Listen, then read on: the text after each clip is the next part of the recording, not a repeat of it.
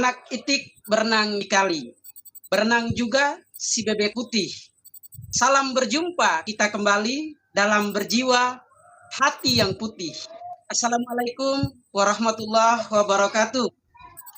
Selamat pagi. Waalaikumsalam warahmatullahi wabarakatuh. Selamat pagi, Pak. Ya. Apa kabar hari ini? Alhamdulillah, Pak. Alhamdulillah baik. Sehat, Pak. Betul. Kesehatan itu penting ya bagi kita. Apalagi di masa-masa pandemi ini, kita tetap utamakan kesehatan.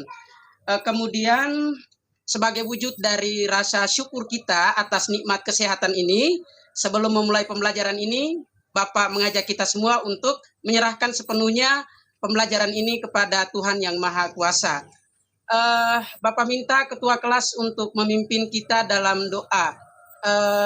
Nadeki silakan.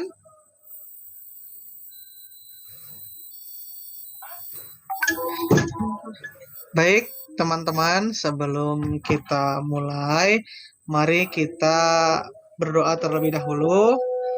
Berdoa mulai. Berdoa selesai. Iya, terima kasih Nadeki.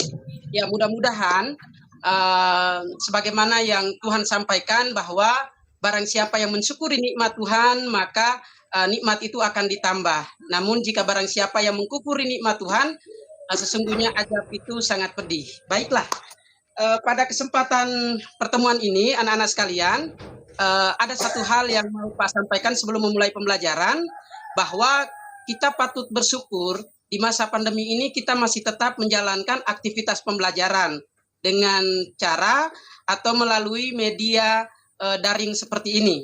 Dan terus terang untuk kita di daerah ini, di pelosok ini, media daring ini baru pertama kali kita gunakan, dan ini menjadi bagian dari hal yang luar biasa yang kita peroleh. Nah, anak-anak sekalian, pada pertemuan ini kita akan mempelajari tentang menelaah struktur teks puisi rakyat. Nah, pada pertemuan sebelumnya kita sudah membahas pula tentang teks puisi rakyat. Ada yang tahu atau masih ingat puisi rakyat itu apa? Atau mengapa disebut puisi rakyat? Ya, Haitami silakan berpendapat. Apa saja silakan berpendapat. Ya, menurut Haitami seperti apa, Nak?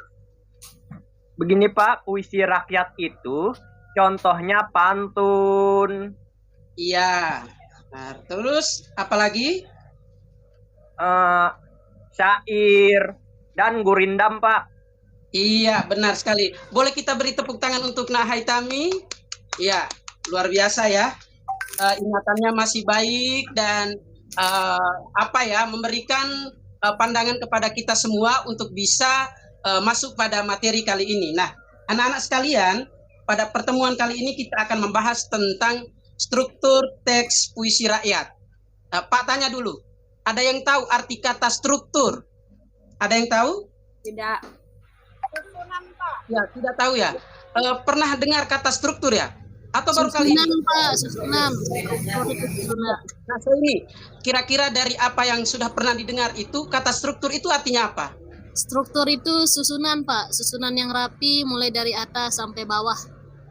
Cerdas kau. Luar biasa, tepuk tangan dulu. Nah, struktur itu artinya susunan, benar. Nah, kalau struktur itu adalah susunan, maka dalam pembelajaran ini yang kita pelajari itu struktur teks puisi rakyat. Kira-kira maksud dari pembelajaran kita hari ini, kita akan belajar tentang apa? Nah, sebagaimana yang disampaikan oleh Nasohini tadi, bahwa struktur itu artinya susunan. Karena itu maka dalam pembelajaran kali ini, Pak Guru akan mengajarkan anak-anak sekalian untuk mengetahui atau menelaah susunan dalam teks puisi rakyat. Nah, karena jenis-jenis puisi rakyat ini banyak, maka pada kesempatan kali ini kita akan pelajari cukup 3 saja dulu. Yang pertama itu adalah struktur teks pantun, yang kedua adalah struktur teks syair, dan yang ketiga adalah struktur teks puisi rakyat setempat. Nah, kebetulan pada kesempatan kali ini Pak mengambil puisi rakyat setempat itu adalah nyanyian panjang. Oke. Nah, anak-anak sekalian, untuk mengantar kita masuk pada materi ini serta apa saja langkah pembelajarannya, Pak akan menayangkan slide ini. Oke, sudah terlihat? Terlihat, Pak. Oh ya, alhamdulillah ya. Ya memang begitulah. Banyak sekali rintangan untuk mencapai sesuatu hal yang baik dan apa ya, itu menjadi proses yang harus kita lakukan.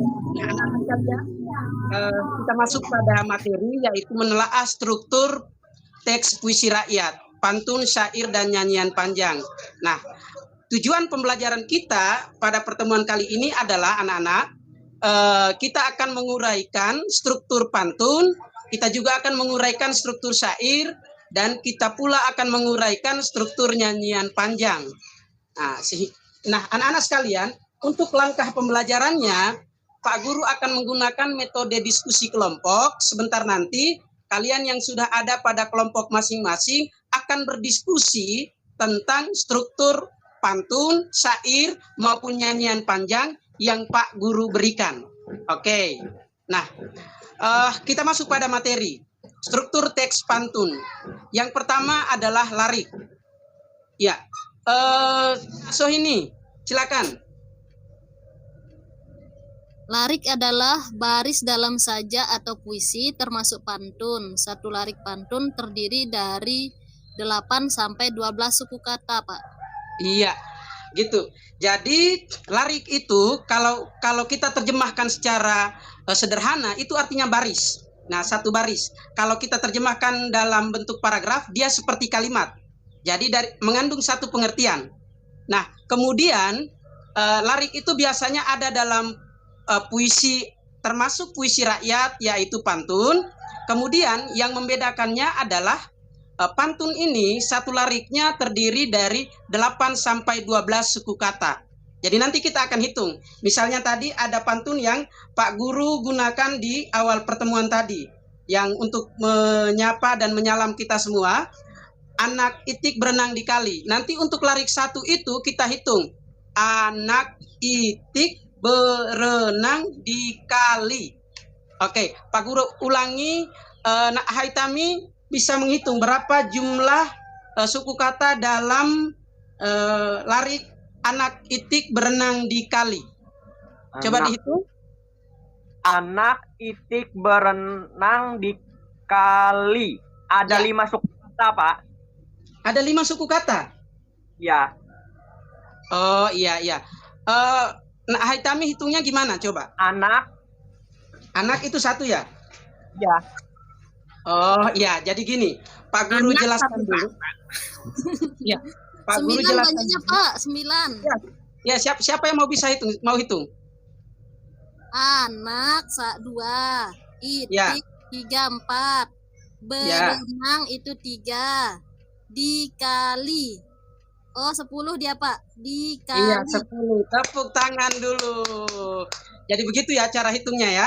Jadi nanti Pak Guru akan memberikan teksnya. Kalian silakan hitung seperti yang dilakukan oleh Nak Sohini tadi. Paham ya? Oke, kita masuk pada salindia yang berikut yaitu rima. Pak Guru minta tolong Nak Mutmainah. Silakan.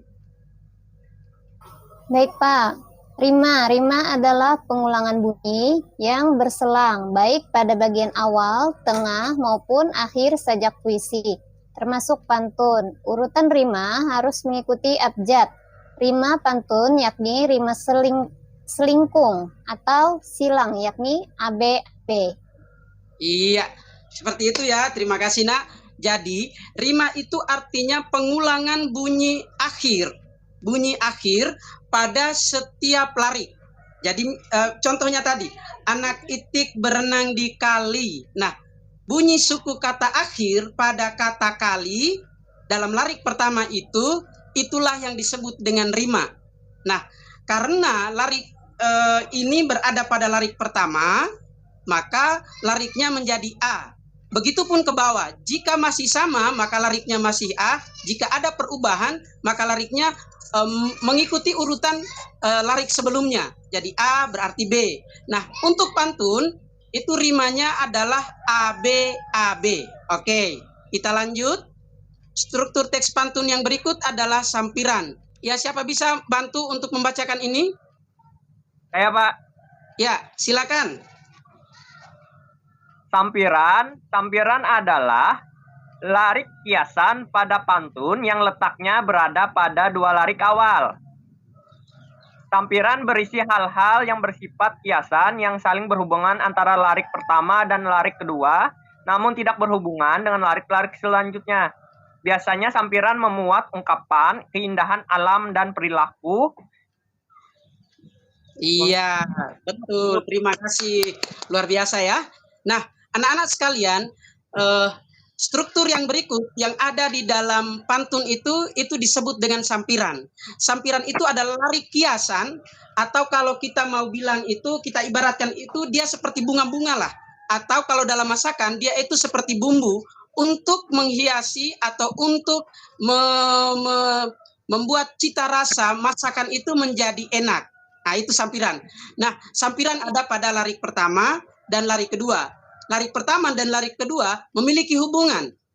Nah, itu yang disebut dengan sampiran. Sementara larik ketiga dan larik keempat itu tidak disebut sampiran. Oke, disebut apakah larik ketiga dan keempat? Mari kita lihat bagian yang berikut. Ya, bagian berikut Pak Guru bacakan saja, yaitu isi. Isi adalah larik inti pada sajak atau puisi, termasuk pantun yang isinya menggambarkan hal atau sesuatu yang sebenarnya. Isi pantun letaknya pada dua larik akhir yang saling berhubungan antar larik ketiga dan larik keempat. Biasanya isi memuat pesan, nasihat, sindiran, atau pujian terhadap sesuatu. Yang terakhir adalah bait. Bait adalah perpaduan larik dalam puisi termasuk pantun. Pada pantun, satu bait terdiri dari 4 larik. Bait pada pantun terdiri dari 2 larik sampiran dan 2 larik isi. Nah, ini contohnya. Perhatikan kutipan teks pantun berikut.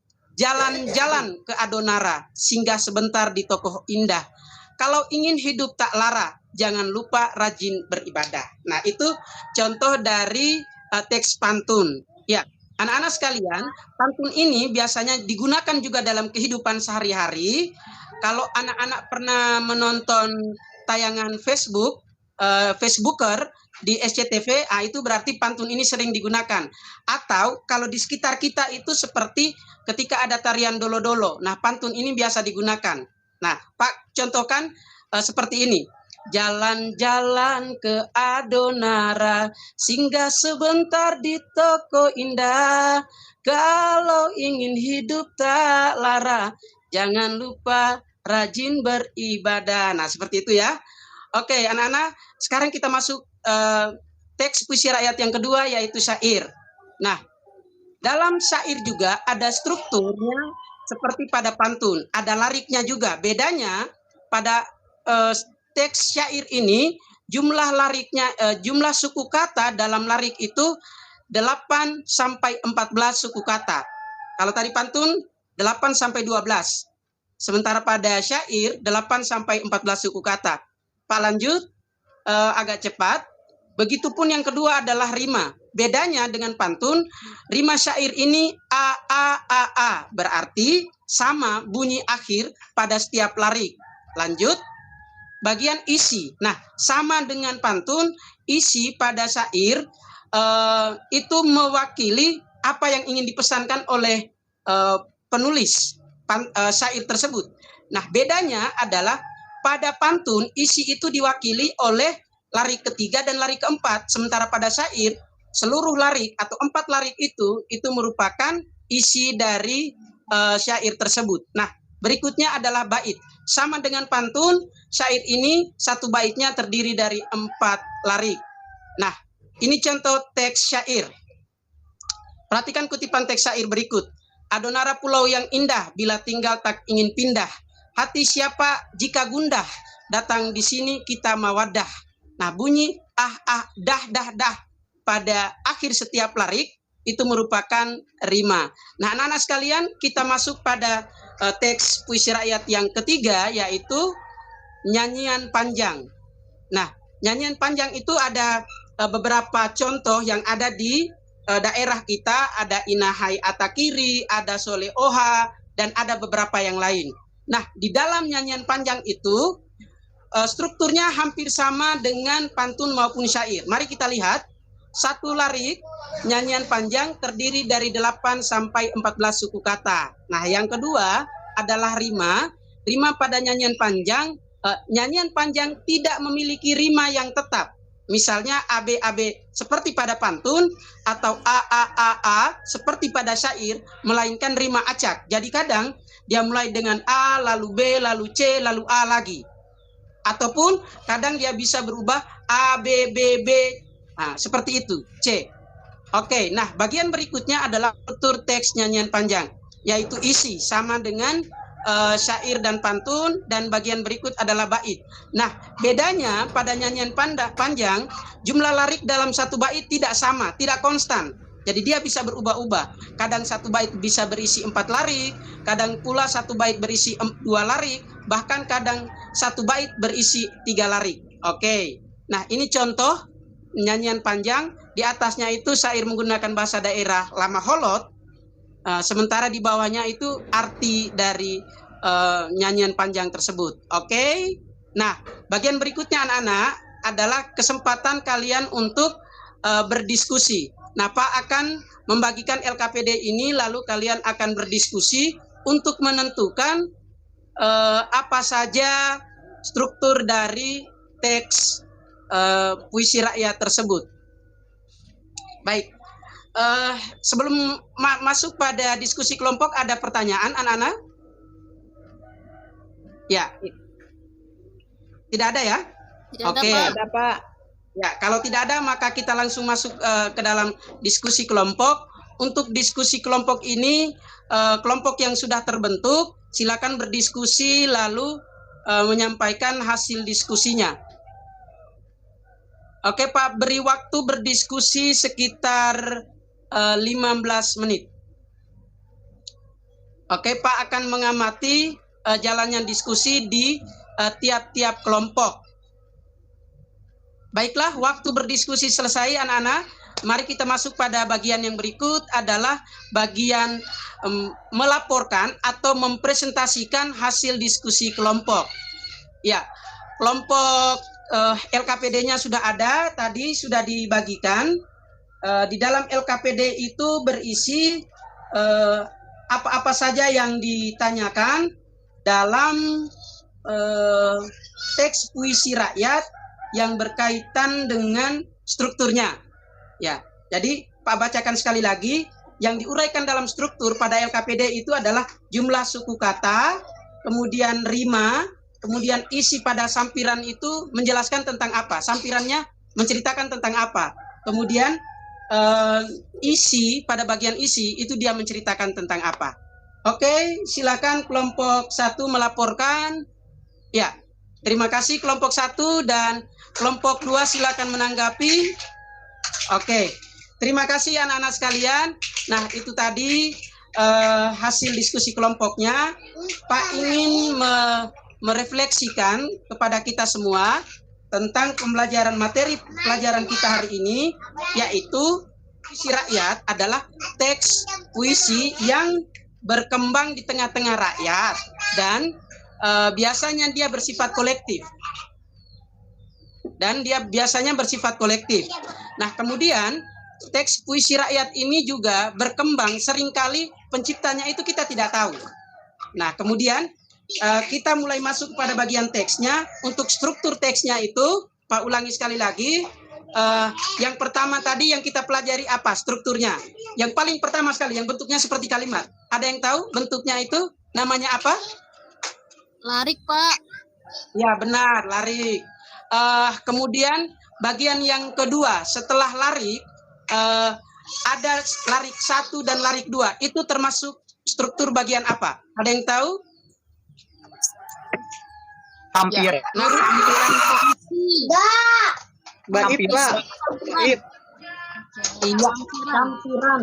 Benar, sampiran. Nah, larik 3 dan larik 4 itu merupakan apa? Sampir, isi Pak, isi. Pak. Iya. Sementara larik 1, 2, 3 dan 4 itu merupakan apa?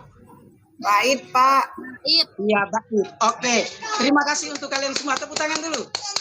Nah, untuk strukturnya ini anak-anak, itu dia berlaku hampir umum untuk teks puisi rakyat, termasuk pantun, syair, dan nyanyian panjang tadi. Tetapi ada bagian-bagian khusus yang menjadi pembeda sebagaimana yang sudah Pak Guru jelaskan tadi. Nah, anak-anak, untuk tugasnya silakan dicatat.